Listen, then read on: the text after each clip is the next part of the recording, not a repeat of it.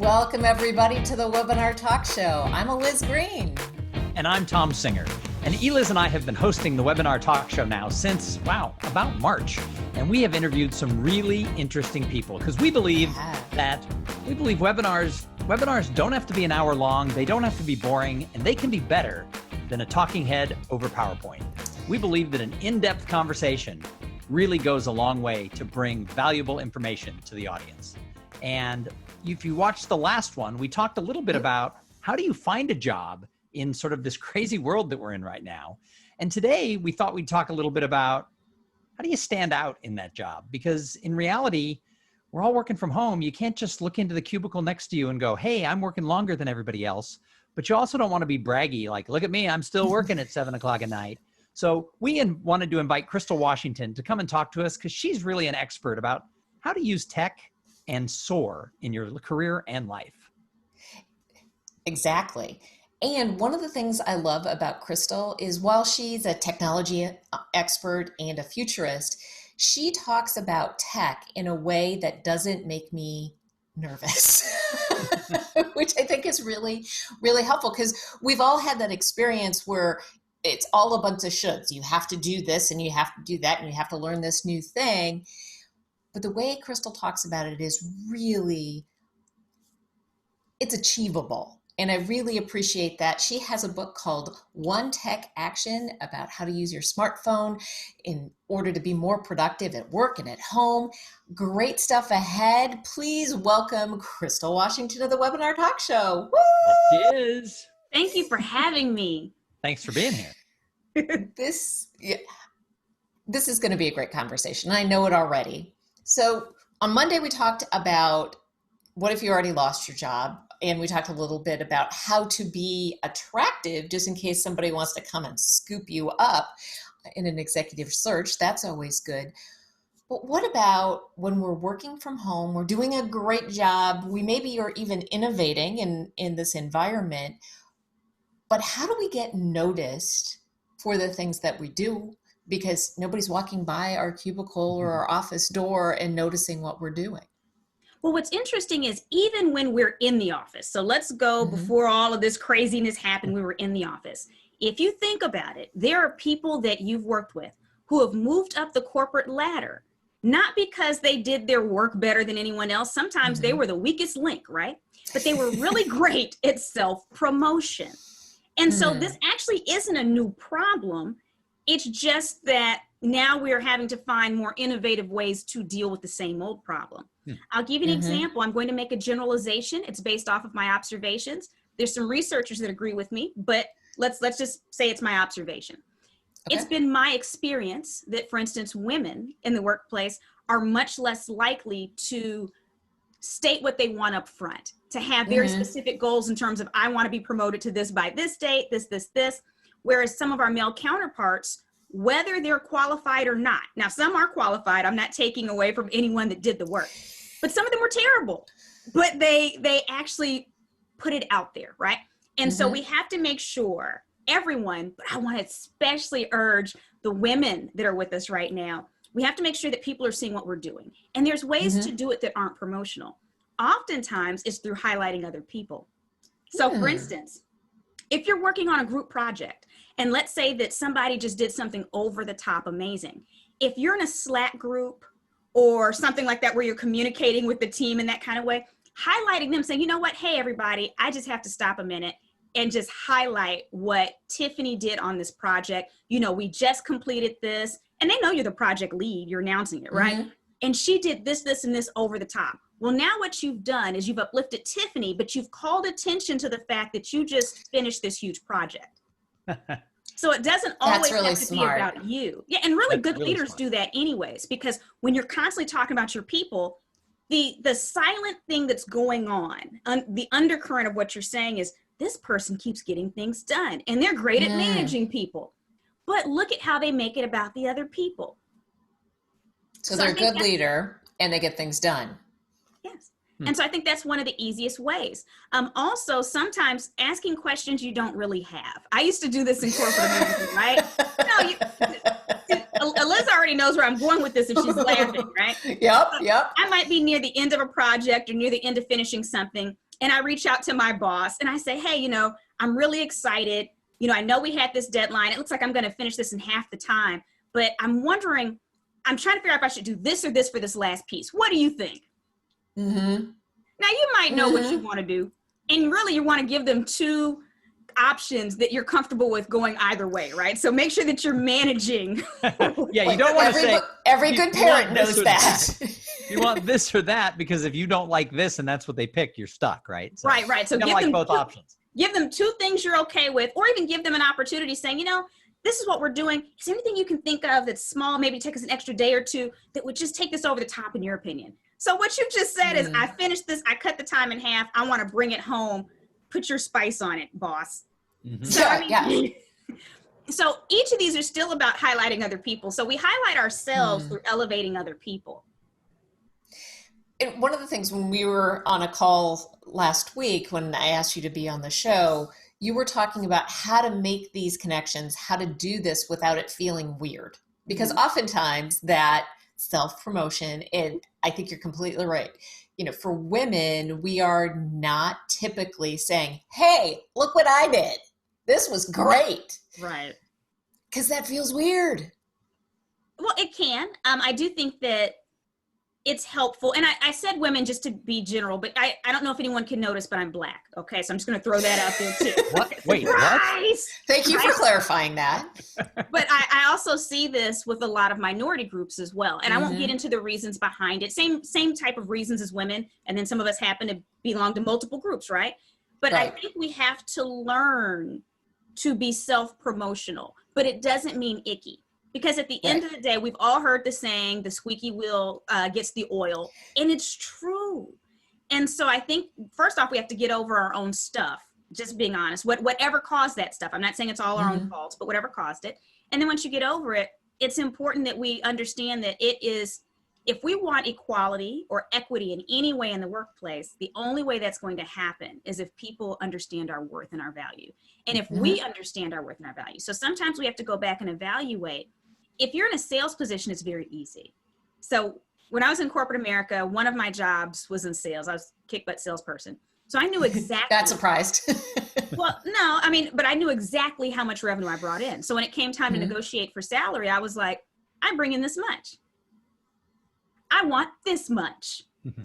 Now there's other functions that aren't revenue generating, but it's potentially revenue saving. So if you're in HR, you could actually save your company lawsuits.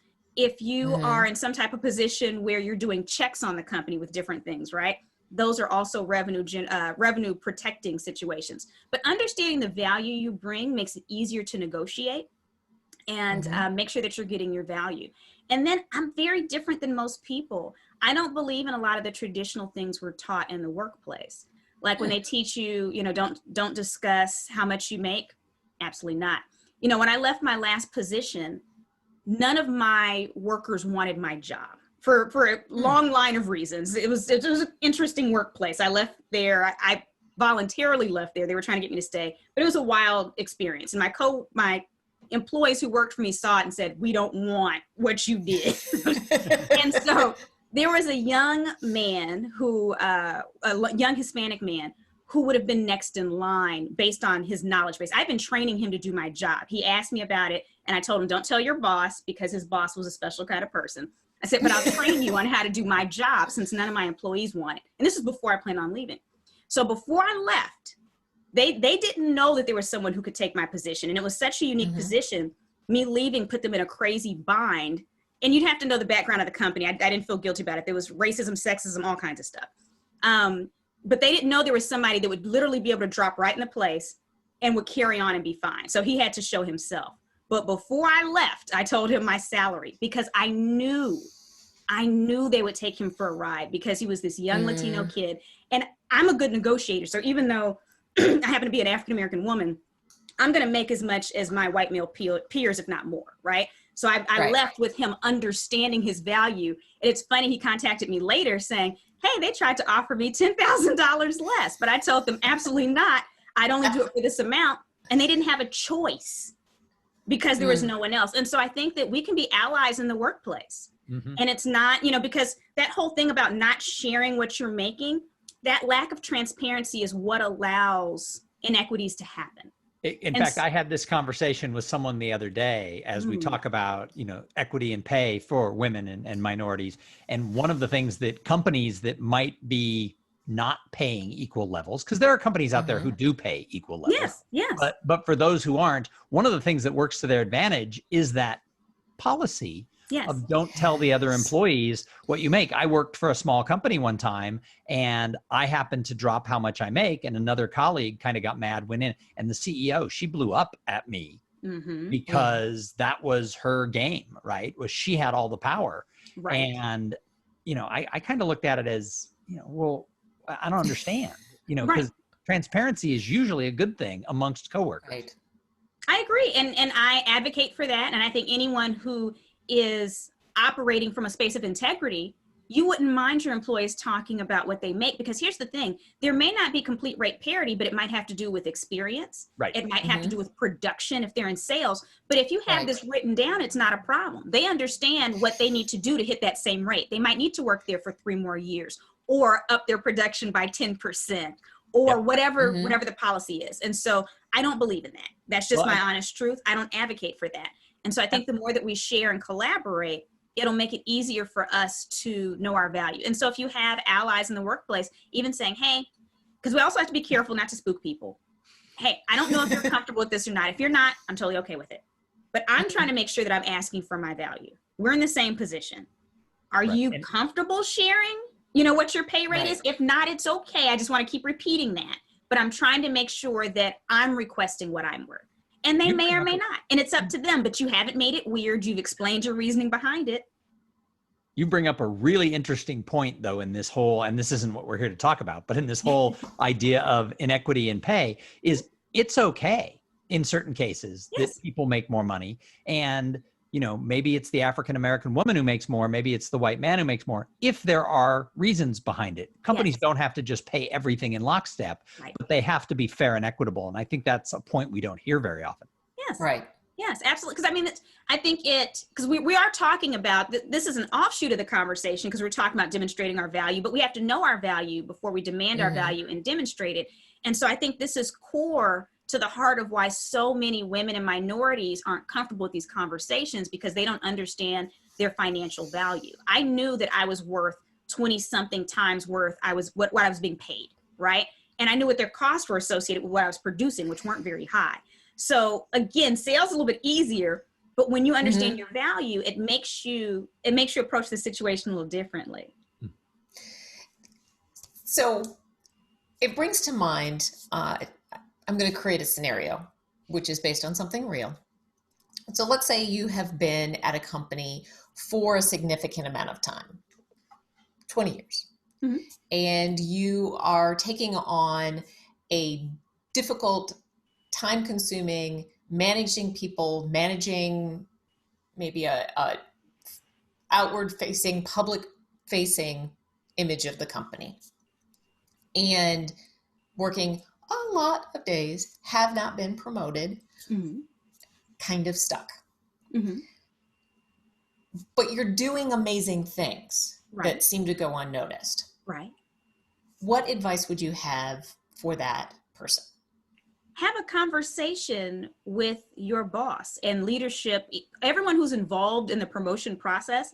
You need to schedule a meeting with them and make sure you have an understanding, hey, I've been doing this. I've taken on this much. Some of this is outside of my job description. I think I'm doing a good job. What I want to make sure is that I'm not performing so well that I'm boxing myself in. I would like this position. Based on this work that I've been doing, let me ask you this. If today is July 1st, 2020, or whatever the date happens to be, by what date do you think it's reasonable for me to expect a promotion? Because I want to make sure that I'm moving up. And if I don't have a date in mind, a target, well, then I know that I might need to make myself available for other opportunities as well. But I'd rather be here with you. Wow. It's an honest conversation. And here's the thing. I know that scares a lot of people. There's some people who listen to me and say, and I'm probably an unusually bold person because I've been made that way. Because I've seen how when you're like this, people will run you over. And it's not about being rude. It's not about even being confrontational. I believe as a society, specifically in the United States, I can't speak to other countries, that we are afraid to have a lot of honest conversations. And so what Oh, yeah. happens is we have these whole dramas in our heads that aren't actually based on any reality because we haven't had a conversation with the other people involved. So there's a lot of things we don't talk about that we should. So if you're concerned about this, you say, I'm concerned about this, I need a cutoff date. Now, for you to do this, you have to be bold enough to know that you have to be willing to walk away at some point. Mm-hmm. And that's the other scary thing for people. But the problem is that if you don't have a walk away point, you actually have no leverage in any negotiation. I don't care if it's at work, home, or anything else. If someone knows that you will never leave, no matter what you do, there's no incentive for them to improve their behaviors or to shift things, period, in all areas of life. That's really interesting because one of the pieces of my research on job stress is the sort of generational differences in how people react to uncertainty. Right. And the Xers just hunker down. Like I'm scared. I don't know where I would find another job. And you're right. Any conversation, you're negotiating from sort of a place of weakness because you're not going anywhere. Because how are you taking that risk? Yeah, there is no such thing as negotiation without a walkaway point. It's not. All you're doing is you're creating a play and fooling yourself. Interesting. So, all right. Yeah, I know. Like if people you're are probably like right now. Right. So if you're not walking away, you can still demonstrate your value and talk about salary or other things if you don't have a walk away. Well, but you still have to set boundaries. And if they're not willing to adhere to those boundaries, you have to be able to walk away. So for instance, I am not a parent, but I'm one of the most active aunts on the planet. Okay? Like people watch me and they're like, you're doing what with the kids? I'm taking them to Puerto Rico, right? Literally, I am that aunt that always has kids with me, right? And what I've learned about children is, now I'm not judging anyone else. I don't believe in any type of corporal punishment for children. I don't believe in hitting children, but they're always on their best behavior with me because I'm not going to repeat the same thing a lot of times. I will give you a warning. And after that warning, if you repeat this again, you will have to take a nap or you will not get this extra thing. You get one warning. And and what happens is through consistency, people learn your boundaries. And so I don't have to yell at children. I don't have to spank children. They understand, oh, she's giving me a warning. If I do this again, she's definitely going to follow through. And adults are nothing but big children. That's an interesting thing with kids. I used to babysit a kid when I was like 15 years old, and he was kind of a handful to his parents, to his grandparents, to other relatives, to other parents in the neighborhood. But I was like this 15-year-old guy who was his babysitter. And somehow, where along the line, he realized I didn't have to be there. And he liked me. And so everybody always commented of how well he behaved when I was in charge. Because, he knew that if I didn't have to come back. And so, I think that that's an interesting lesson that you pull out, because I think that's true for the employee too, right? If they like you and want you there and they know you don't have to be there, they're going to take care of you.